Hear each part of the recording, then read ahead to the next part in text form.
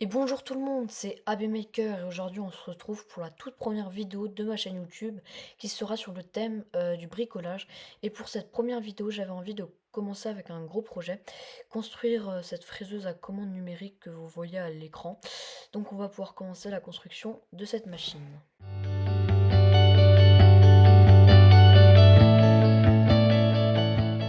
Donc la première étape a été l'impression 3D.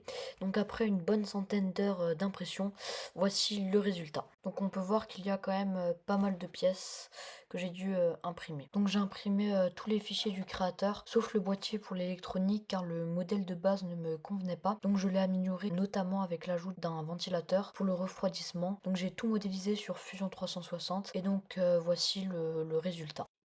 Donc voici le boîtier. Donc ici nous avons le ventilateur et ici les grilles d'aération pour faire passer le flux d'air. De ce côté nous avons deux ports, le port USB pour commander la machine et le port 12 volts pour pouvoir l'alimenter. De l'autre côté nous avons un trou pour faire passer les câbles des différents moteurs. À l'intérieur, bon là rien n'est rangé, mais ça sera fixé, ne vous inquiétez pas. Donc à l'intérieur nous avons un relais pour activer et désactiver la broche. Et nous avons cette petite carte qui est une carte de contrôle pour CNC. Donc si vous voulez, c'est l'ordinateur, c'est le cerveau de la machine. Donc c'est lui qui va faire bouger tous les axes. Donc ce que vous voyez là, ce qu'on appelle les drivers, c'est ce qui va faire bouger les différents moteurs. Donc en parlant des moteurs, les voici. Ce sont des NEMA 17 donc utilisés dans les imprimantes 3D et les CNC grand public. Donc moi je vais utiliser ces moteurs couplés à des vis sans fin pour augmenter la puissance. Donc j'ai mis le firmware dans la carte de contrôle, donc on va pouvoir essayer ça. Donc j'ouvre CNCJS, je connecte le boîtier à l'ordinateur et c'est parti. Donc voici ce que donne le boîtier quand il est branché. Donc on voit le ventilateur qui tourne à pleine balle. Donc tous les branchements sont effectués. Ici nous avons l'alimentation 12 volts, les câbles moteurs. Donc pour l'instant j'en ai que deux parce que je les ai pas tous reçus. Donc ici c'est le panel de commande pour faire bouger mes axes. Donc là pour vous donner un exemple, je vais faire bouger l'axe Y de 50 mm et dans l'autre sens. Et là je vais faire bouger l'axe X de 50 mm et dans l'autre sens. Après, je peux choisir la valeur du déplacement en millimètres. Donc, par exemple, je vais mettre 3 mm. Et donc, mes moteurs vont bouger de 3 mm.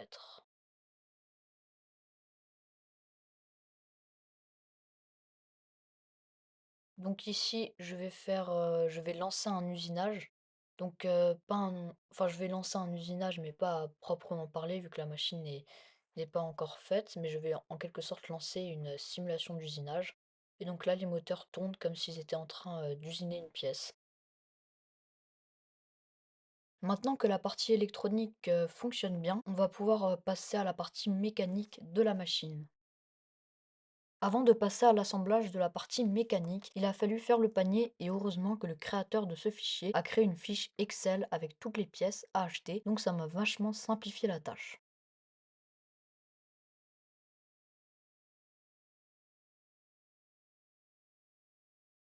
J'ai fait le panier de toutes les pièces à acheter, sauf les vis que je vais acheter en magasin spécialisé. Et on peut voir que le prix du panier s'élève à 247 euros, donc environ 300 euros avec les vis et d'autres pièces. Et après une bonne semaine d'attente, je commence enfin à recevoir les premiers colis chez moi. Après avoir reçu toutes les pièces, on peut enfin s'attaquer au montage.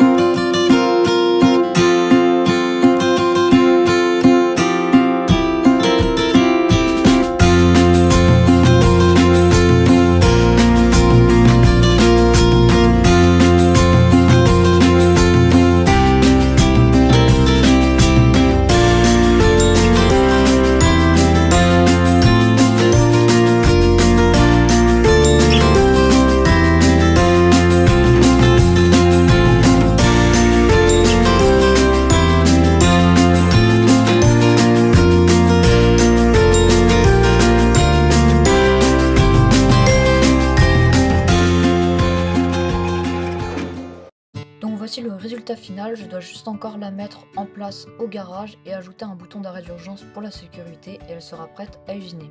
Je n'ai pas filmé tout le montage car je ne voulais pas faire une vidéo trop complexe et longue, donc je ne suis pas rentré dans les détails de la construction. Mais si vous voulez une vidéo dédiée, n'hésitez pas à me demander dans les commentaires et je pense que j'en ferai une vidéo dédiée si ça vous intéresse. Donc dans la prochaine vidéo, on pourra faire le test de cette machine et donc si ça vous a plu, vous pouvez lâcher un petit like, un abonnement, ça me soutiendrait énormément. Et donc moi je vous dis à bientôt pour une nouvelle vidéo. Ciao.